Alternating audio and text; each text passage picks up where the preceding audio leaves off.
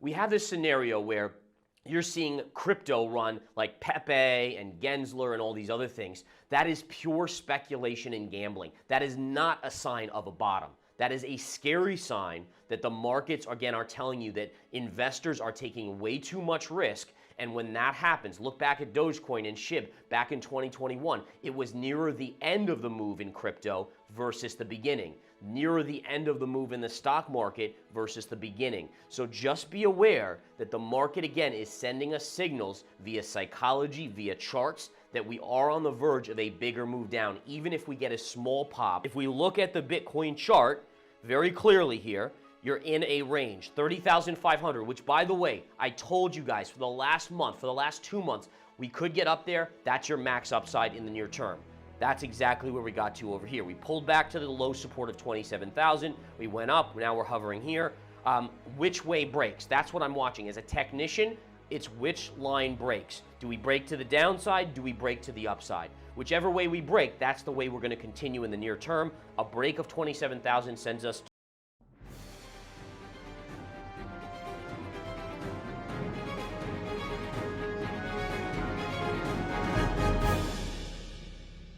Yesterday, we had a Federal Open Market Committee press conference with Raoul Pal announcing another 25 basis points rate hike. Unfortunately, even though the language changed this time, the announcements were still not positive, and we were all expecting significant moves in the S&P and crypto, which didn't happen. Before the announcement, Gareth Soloway from InTheMoneyStocks.com and VerifiedInvestingCrypto.com was already analyzing and making predictions. These are on the point of what happened after the meeting. As banks are still collapsing and the Fed is still screwing everyone up, we were expecting to have a quick pump in Bitcoin and Ethereum, but so far, as we record this video, Bitcoin is still hovering around the 28,700 level. And if you watch Gareth's prediction, there's a real reason for this. In this video, you will understand how the banking crisis and the Fed meeting affect Bitcoin prices and how you shouldn't be doing anything now and instead wait for more signals so you don't get wiped out.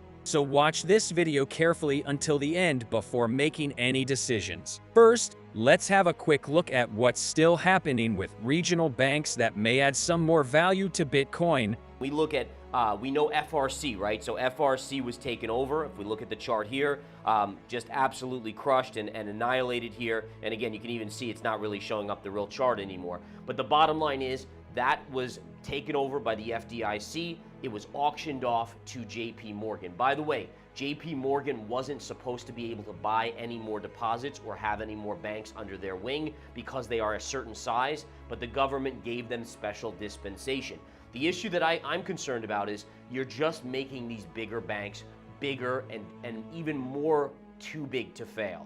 And that's problematic, right? You're getting, it's essentially not diversifying. The idea of having so many regional banks was that you diversify out in the US economy, the banking system. The more banks that get overall taken over by big banks, the less diversified you are. It means that when you have another 2008 scenario where you have this financial crisis, it's even worse because there are big banks, the government can't fail, and guess what? That means our tax dollars go to bail them out more and more. We did it in 2008, 2009. If and when, and notice that again, it's not really an if, it's going to happen. The question is when. Whenever it does happen, it's going to be even more money that needs to be printed or taken in terms of tax dollars to pay for the bailout. PACW, PacWest, yesterday collapsed as much as 45% during trading hours. It did recover a little bit off of the lows, but again, we all were told that, okay, FRC, once it's done, JP Morgan took it over, this will calm the banking crisis. That did not happen. Clearly yesterday we saw the KRE down 6 to 7%. The KBE got slammed, which is the ETF that tracks the banks. We saw some major drops here. All right, so what does this mean? Well, it means that the Fed has to be very aware of what's going on in the regional banks. To me, this tells me that yes, they're going to hike today because they choreographed and told us they were going to, but I'm in the camp and the markets are confirming this based on the future Fed funds analysis that they'll likely pause after this hike. Now, the question to me is, how does the market take this? If the Fed comes out and says, we're going to pause, does the market rally to the upside? I think initially that could be the result. So if the Fed does choreograph and tell us they're going to pause hikes after today in today's press conference, and remember, the announcement's at 2 o'clock, there's a press conference at 2:30 p.m. Eastern time where Jerome Powell will answer questions.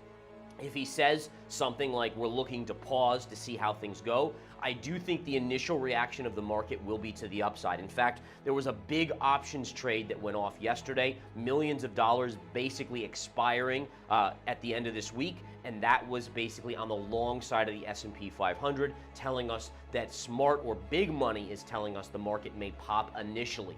The other caveat to this, I would say this, is don't think this is a new bull market. All right, essentially what we're in this position of is that the markets could react positively to this announcement because the Fed is finally pausing, but then the markets are going to look back and say, wait a minute, if the Fed is pausing, are they going to drop rates? The answer is no. Inflation is too sky high, and you're ultimately going to look for the markets to reverse. And I have it priced in that we see a 20% drop in the S&P, guys, by year end from here. 20% downside on the S&P. I'm a trader. I'm going to be long and short many times over, but net my bias, there's no doubt, is to the short side of the S&P and the NASDAQ. This is why Gareth believes a major move down is incoming. We have this scenario where you're seeing crypto run like Pepe and Gensler and all these other things. That is pure speculation and gambling. That is not a sign of a bottom. That is a scary sign that the markets, again, are telling you that investors are taking way too much risk.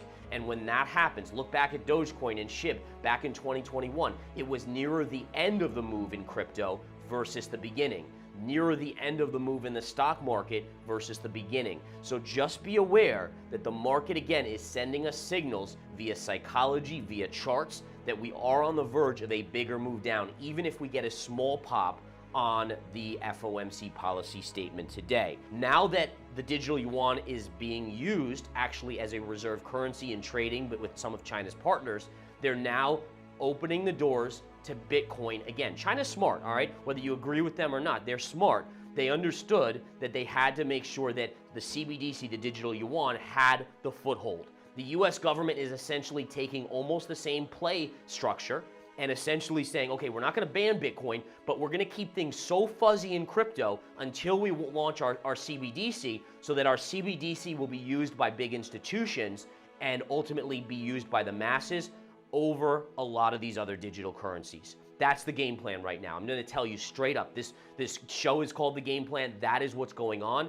Once we get the CBDC to be launched, I guarantee you that within a week, a month, you will have regulation on crypto unveiled, the Ripple decision will come out, all that stuff. And now, pay close attention to the chart analysis for Bitcoin and Ethereum and why you should be careful when taking either long or short trades now. If we look at the Bitcoin chart very clearly here, you're in a range, 30,500, which, by the way, I told you guys for the last month, for the last 2 months, we could get up there. That's your max upside in the near term.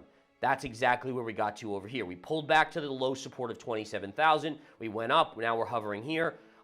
Which way breaks? That's what I'm watching. As a technician, it's which line breaks. Do we break to the downside? Do we break to the upside? Whichever way we break, that's the way we're going to continue in the near term. A break of 27,000 sends us to 25,000. All right, a break of 30,500. There's this upsloping trend line right here. We would go attack that probably around 32 to 33,000. All right, I'm still favoring the downside. I still think this is a bear market rally. If we look at 2018-19, you had multiple 100% rallies off the lows of 3,500, even as much as a 200% rally, and ultimately we still went down and retested 3,500. So I'm not buying it yet. I know the masses would disagree with me. That's okay. That's been my life story with making big calls. The masses disagree. We obviously know the outcome of those. You had the big pop above, then we came right back below this trend line right here. We retested, we're now coming down. There's a new trend line to watch in the near term on Ethereum. If this line breaks right here, okay, and I'm gonna drag that out, you can see that line right there connects through this low and this low. If that line breaks, and notice it's a parallel with the one above, parallel lines are really important in technical trading. Then you're headed down, likely a stopping point around 1,700, and then ultimately 1,500 would be your next spot. All right, so again, on the upside, your $2,125 is your resistance. That's your double top. That's your high pivot. That's what you're watching for. To close in this valuable content, here's another excellent piece of advice from Gareth. You should never be an absolute bull or bear. You need to be a trader. All right, people fall in love with a narrative, and that's not okay. All right, yes, net on my macro, I'm still seeing downside in Bitcoin, potential for 12, 13,000, potential for 9,000. That's part of this bigger bear cycle that we're in. However, all right, I have gone long and short Bitcoin 100 times in between the bull market top and where we currently are, long and short. In fact, more trades on the long side. Because again, a good trader, you're neither biased to one side or the other. You trade the freaking levels. That's all there is to it. If you have support and it's a multi-factor support, you buy the support. All right, you get the bounce, you exit, you say thank you very much. If it hits resistance and you have a multi-factor short signal, you short it and make money to the downside. That's how you make 100 times more than these hodlers that go long and just forget about it.